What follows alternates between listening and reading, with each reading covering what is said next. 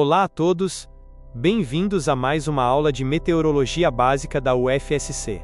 Hoje vamos expandir nossa visão para além da atmosfera terrestre e olhar para a verdadeira fonte de toda a nossa dinâmica climática, o nosso Sol. Nesta apresentação intitulada A Máquina do Clima, não vamos tratar o Sol apenas como um ponto luminoso no céu, mas sim investigar a fundo a sua anatomia, o seu magnetismo e a física deste colossal motor solar. É fundamental entendermos que a meteorologia da Terra é, em sua essência, impulsionada pelas reações que acontecem a 150 milhões de quilômetros daqui. Vamos começar? Para entender a influência do Sol, precisamos primeiro compreender a sua magnitude e telemetria. Estamos falando de uma escala astronômica. O volume do Sol é tão vasto que precisaríamos de 1,3 milhão de planetas Terra para preenchê-lo. Seu diâmetro é 109 vezes maior que o nosso. Ele é um motor movido quase inteiramente a hidrogênio, que compõe cerca de 90% de sua massa, operando há impressionantes 4,5 bilhões de anos. E apesar de parecer estático no nosso céu, ele está em uma viagem veloz, orbitando o centro da nossa galáxia, a cerca de 720 mil km por hora. Essa é a escala da fornalha que rege o nosso sistema. No coração dessa estrela, encontramos o reator central, o local onde a mágica, ou melhor, a física da conversão de massa em energia acontece, regida pela famosa equação de Einstein, E igual a mc². O centro do Sol possui condições extremas e inimagináveis. A densidade atinge valores colossais e a temperatura chega a 15 milhões de graus Kelvin. Nessa fornalha implacável, prótons de hidrogênio são fundidos para formar hélio. A cada segundo o motor solar destrói 4 milhões de toneladas de massa. Essa pequena perda de massa é convertida em uma liberação massiva de energia térmica e radiativa, garantindo o balanço energético do nosso sistema solar.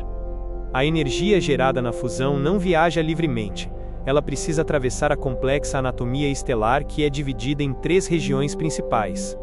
Tudo nasce no centro, ou core, que ocupa os primeiros 25% do raio solar e gera quase toda a energia da estrela. Dali, essa energia entra na zona de radiação, um ambiente de extrema densidade onde o transporte de energia é caótico, operando em altíssimas pressões. Mais perto da superfície, a energia atinge a zona de convecção. Aqui, o plasma esfria o suficiente para que a energia não seja mais transportada apenas por radiação, mas por um transporte mecânico vigoroso, onde bolhas gigantes de plasma quente sobem em direção à superfície. Um dos fatos mais fascinantes da física estelar é a jornada de um único fóton. A luz que toca o seu rosto em uma tarde ensolarada não foi criada hoje de manhã. Quando um fóton de radiação gama nasce no núcleo do Sol, ele inicia uma rota de colisão constante com o plasma denso ao seu redor. Ele é absorvido e reemitido bilhões de vezes em um caminho aleatório, perdendo energia e aumentando seu comprimento de onda até se tornar luz visível. Esse processo de fuga do interior massivo do Sol pode levar até 30 milhões de anos. Ou seja, a luz de hoje foi forjada na época do Oligoceno, quando os continentes da Terra ainda estavam se organizando na forma que conhecemos. Ao contrário da Terra, o Sol não é um corpo sólido, ele é uma imensa bola de plasma. E isso gera um fenômeno crucial para o clima espacial, a rotação diferencial. Enquanto o interior profundo do Sol gira de forma uniforme, a superfície se comporta de maneira distinta. O equador solar, sendo mais fluido e rápido, completa uma volta em cerca de 26 dias. Já as regiões polares, mais densas e lentas, levam até 36 dias para completar a mesma rotação. Essa diferença de velocidades em diferentes latitudes cria um atrito e uma torção massiva em toda a estrutura magnética da estrela ao longo dos anos. Essa rotação diferencial é o motor do dínamo solar. Podemos dividir esse processo em 3 passos evolutivos. No passo 1, temos um alinhamento inicial limpo, onde as linhas de campo magnético fluem uniformemente do polo norte ao polo sul, como um ímã comum. No passo 2, a rotação diferencial entra em ação. O equador gira mais rápido, arrastando e esticando essas linhas de campo, transformando a energia rotacional em uma intensa energia magnética. O resultado inevitável vem no passo 3. O campo se torna tão esticado, emaranhado e instável, que as linhas literalmente se rompem e emergem violentamente através da superfície solar. Essa rotação diferencial é o motor do dínamo solar. Podemos dividir esse processo em 3 passos evolutivos. No passo 1, temos um alinhamento inicial limpo, onde as linhas de campo magnético fluem uniformemente do polo norte ao polo sul, como um ímã comum. No passo 2, a rotação diferencial entra em ação. O equador gira mais rápido, arrastando e esticando essas linhas de campo, transformando a energia rotacional em uma intensa energia magnética. O resultado inevitável vem no passo 3. O campo se torna tão esticado, emaranhado e instável, que as linhas literalmente se rompem e emergem violentamente através da superfície solar. O rompimento dessas linhas magnéticas gera um fenômeno visual muito peculiar: as manchas solares.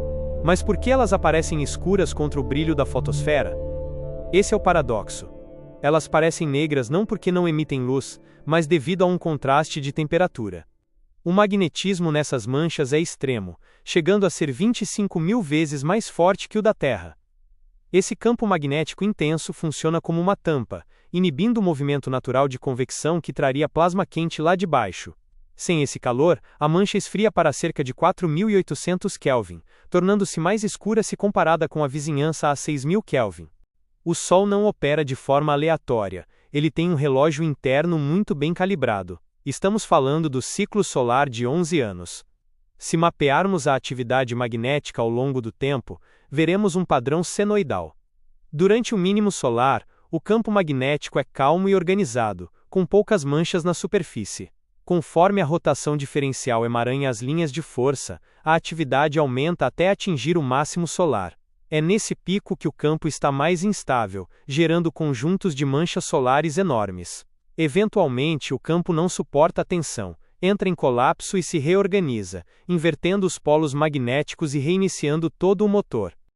Toda essa instabilidade no máximo solar tem consequências diretas no meio interplanetário.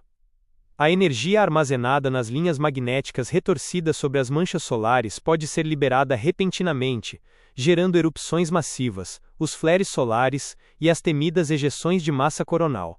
Esses eventos lançam plasma e radiação em altíssima velocidade pelo espaço. Para proteger a Terra e nossa infraestrutura tecnológica moderna, como satélites e redes elétricas, satélites da NASA como o SDO monitoram continuamente nossa estrela, funcionando como vigias espaciais que nos alertam sobre tempestades eletromagnéticas iminentes. Mas a maior contribuição do Sol para a Terra é silenciosa e constante. A energia primária que escapa do Sol viaja 150 milhões de quilômetros no vácuo escuro do espaço para banhar o nosso planeta. Sem essa luz e calor implacáveis, a vida simplesmente não existiria.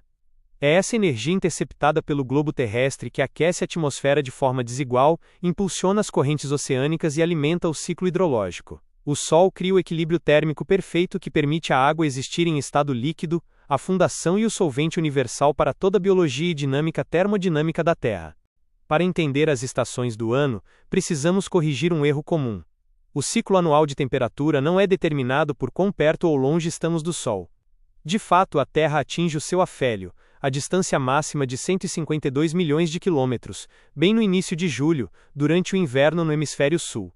A verdadeira mecânica das estações está na inclinação do eixo terrestre de 23,5 graus. É essa inclinação geométrica que altera o ângulo de incidência dos raios solares ao longo do ano, determinando não apenas a duração do dia, mas a concentração de energia recebida por metro quadrado em cada latitude. Quando um hemisfério aponta para o Sol, ele absorve muito mais energia, gerando o verão. Essa dança orbital marca 4 pontos cruciais no nosso calendário astronômico. Os solstícios marcam os extremos. Ocorrem quando o Sol atinge seu zênite, ou seja, sua posição mais verticalizada, sobre o Trópico de Câncer ou de Capricórnio. No hemisfério sul, o dia mais longo ocorre próximo a 21 de dezembro no solstício de verão, e o dia mais curto próximo a 21 de junho no solstício de inverno. Já os equinócios, que inauguram a primavera e o outono, ocorrem quando o Sol cruza o equador celeste. Nesses dias específicos, a luz é distribuída de maneira tão equilibrada que o dia e a noite têm duração exatamente igual em todas as partes do planeta, exceto nos polos. Para concluir, vamos sintetizar a grande engrenagem dessa máquina do clima. Tudo começa com a conversão formidável de 4 milhões de toneladas de matéria por segundo via fusão nuclear. Essa energia aciona o dínamo magnético através da rotação estelar. Fótons milenares conseguem a sua fuga da radiação através da fotosfera fervente, cruzam o vazio do espaço e culminam na recepção orbital aqui na Terra, onde a inclinação do nosso eixo distribui esse calor. Portanto, lembrem-se sempre disso nas nossas próximas aulas. O clima da Terra não começa na nossa atmosfera.